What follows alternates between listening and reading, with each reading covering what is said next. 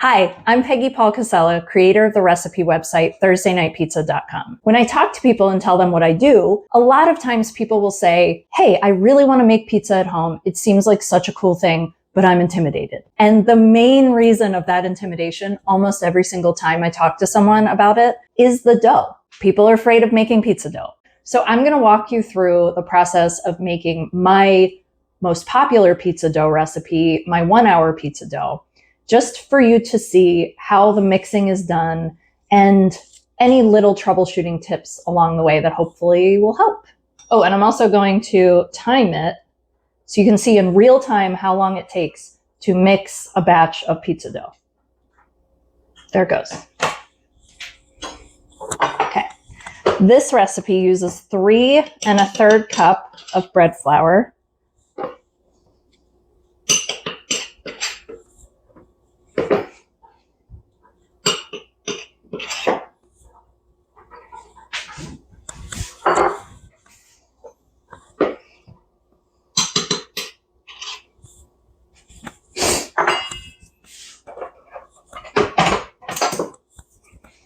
and 1 packet of instant yeast, which is 2 1/4 teaspoons if you have a jar like I do.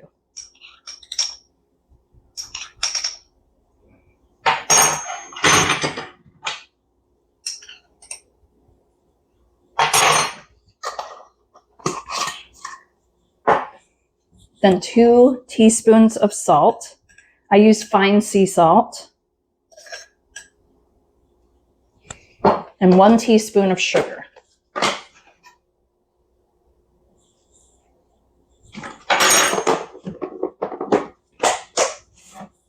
I like to use a dough whisk and do it by hand. If you have arthritis and can't use your hands to mix your own dough, totally fine. Just use your stand mixer with the dough whisk attachment. But I like doing it like this because I can really feel it and I can really see when it's properly hydrated and ready to go. Okay, and then when your dry ingredients are all mixed up, you add 1 1/4 cup hot tap water. Don't use boiling water, but also don't stress too much about the perfect temperature. I know that a lot of recipes out there call for a specific temperature, but really just go for regular hot tap water and you'll be fine. And then use your dough whisk or your dough hook on the electric mixer. And you want to mix the dough until it just starts to come together and it looks like rags.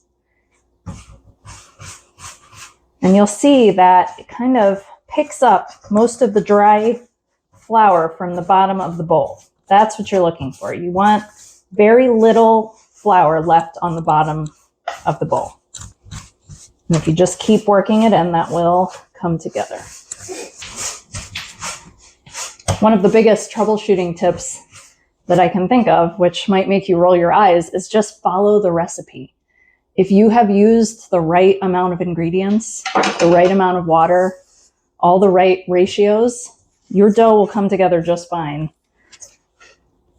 And then once all that flour is mostly incorporated, you can see here, I've got a little left in the bottom. That's okay. What you want to do is kind of just like smush the dough into that dry flour on the bottom of the bowl. And then turn the dough and use your hands to squish it in. Some people complain that their dough is lumpy and has like lumps of flour in it. And one way that happens is if it's just not properly mixed in. So you want to take the time to make sure that all of that flour on the bottom of the bowl is mixed in.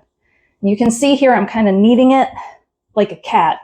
And I'm like smushing my fingers in and grabbing the dough like that and turning it. So another thing that can go wrong, right? Right now, my dough looks great. But what if it's sticky? What if it's too sticky and I can't do this without it sticking to my hands? If that's the case and you have followed the ingredients and everything, all I would do is just dust a little bit of flour. Just a little, like take a pinch and dust it over and then try and work it again. If it's too dry, if no matter what you do, you just cannot get the flour from the bottom of the bowl to adhere and get into the dough, well, then you might have to add a little bit more water, just a tiny bit, like a half teaspoon and work it in and see if that helps. And then add just a little bit more if you really need it. So now, even with talking, all of that took 6 minutes and 40 seconds to mix a recipe of 1 hour pizza dough.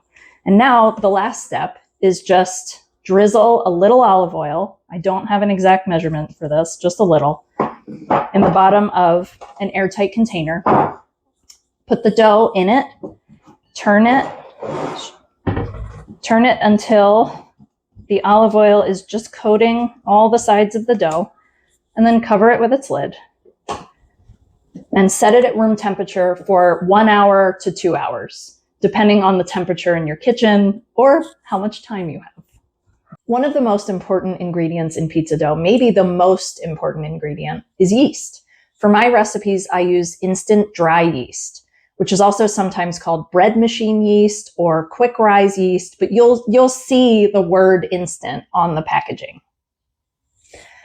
If your dough has not risen, right? If you have mixed your dough according to the recipe, made sure everything is in the right quantities, mixed it all the way, and let it rise according to the recipe, and you have seen no movement, no bubbles, no growth at all, chances are 9 times out of 10, almost probably 10 times out of 10, your yeast is expired.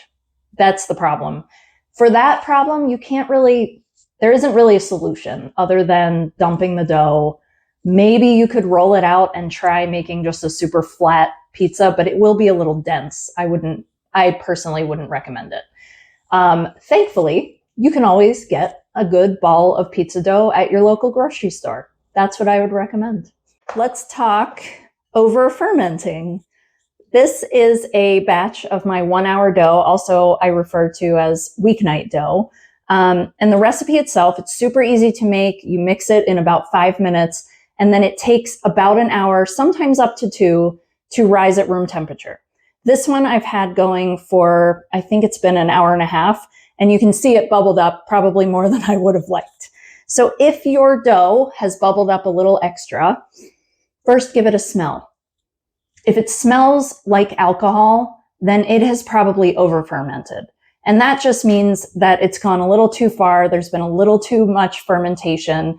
And although some people would say just throw it in the trash, if it is your only batch of pizza dough and you really need it for that night, for dinner, just cook it up and know that it might have a little bit of an off taste and it might not rise the way you would want it to. But for this one, it doesn't really smell bad. It's just overproofed. So I like to punch mine down, give it a nice punch, get all those air bubbles kind of out, and then dust a work surface a little bit with flour.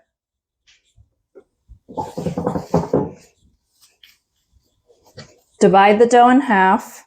For my recipes, I divide my dough in half to make 2 12 to 14 inch pizzas. And then you don't have to coat it in the flour. This dough has a little bit of olive oil on the outside of it, and so it is super easy to work with. Do not work extra flour into the dough unless you really, really have to. So you can see here it's balling up really nicely.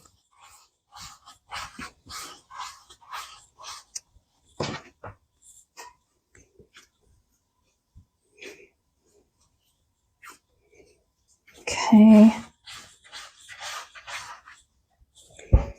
And then cover it with a bowl to keep it from drying out. If you've made a batch of dough that needs a long room temperature ferment, like my overnight dough, which ferments at room temperature for 18 to 20 hours, or my Neapolitan dough, same deal, also a long room temperature ferment, that after the first rise, sometimes people say, oh, it's so goopy and it's too hard to work with, and I don't know what to do. So here's what you do. This is what it looks like after that first rise at room temperature. It is goopy. You see some bubbles on top, and you see that it's like a little jiggly and wet looking. Just dust a countertop, or here I have a clean board, with flour. Doesn't really matter what kind of flour. I just use bread flour, which is what I use to mix the dough. And then use your hand, which already has a little flour on it to help, and scoop it out of the bowl like this. If you want, you can use a bench scraper, but I don't see any trouble with using my hands. So here you have your dough. You can see it's sticking a little bit to my hands. That's okay. You want the dough to be a little sticky. So scrape the dough onto your floured surface and then just move it around just until you can touch it without it sticking all the way to your hand. It's okay if it sticks to your hand but then releases. That's good stickiness. You don't want it to be perfectly, you don't want it to be floured all the way because then you're adding flour, which could dry out the dough. Okay, so once it's just been dusted enough so that you can handle it, then you can divide it up. This recipe I divide in half and ball it. And again, it's okay if it sticks to your hands just a little bit. You just don't want it to adhere to your hands and not come off. Okay, and then you ball it up, still on your floured countertop.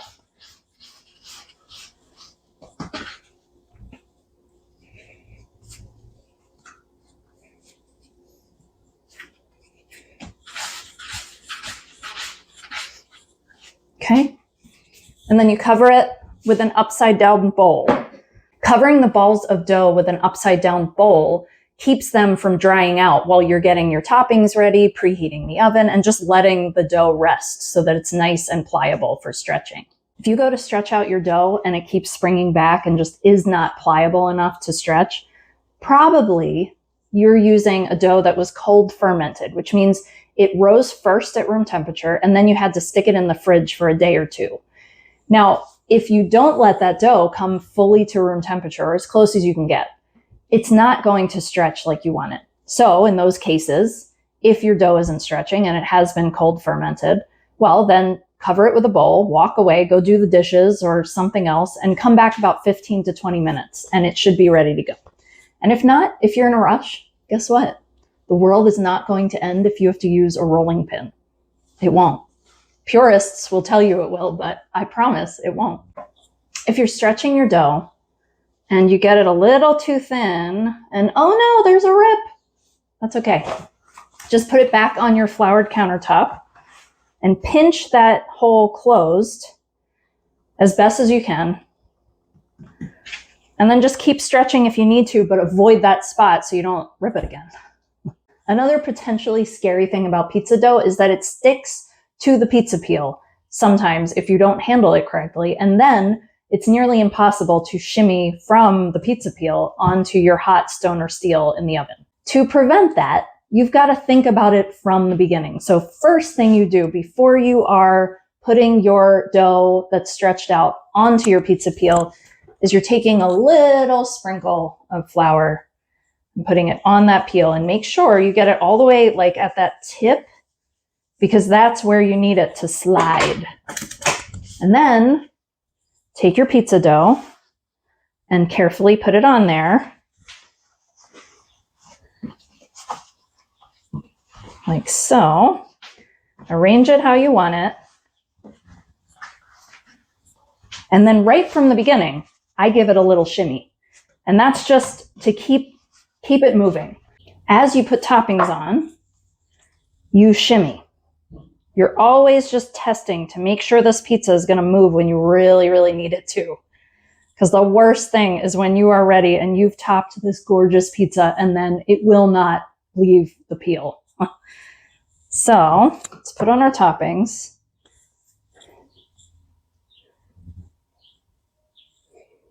And then you keep going. And if it stops shimmying or if it stops moving, right? This one's kind of moving. Take an offset spatula and run it under your dough on the peel. And that will help. And if you need to, put a little bit of flour on the edge, on the top edge of your offset spatula and run it under the pizza dough like that. Another big problem people have when making pizza at home is that their crust isn't cooking all the way through when it's in the oven. And one of the issues there is that some people are afraid to turn their oven up to what the recipe says, which my recipes say 550 degrees and then broil if you're using a stone or steel, and 500 degrees if you're using a heavy duty pizza pan or baking sheet. So heat, make sure your oven is at the right temperature and that it's preheated properly. But then also, as the pizza bakes, rotate it so that you're getting even heat all the way around. All ovens have issues where they distribute heat a little differently. And then another thing is, when you are watching the pizza cook, when you are ready to take it out of the oven, make sure that the edges are golden. Yes, that's what everybody looks for, right? But also peek underneath and check that the bottom has browned all the way across, like so. You can see on this one, it's all the way across. That crust is nice and brown, and that's how you know it's cooked. That's your best bet. I use my offset spatula and just peek underneath, or your pizza peel will work too. Peek underneath when you think it's about ready, and then always go a little over. Always a little over is better than a little under, because nobody wants a soggy crust.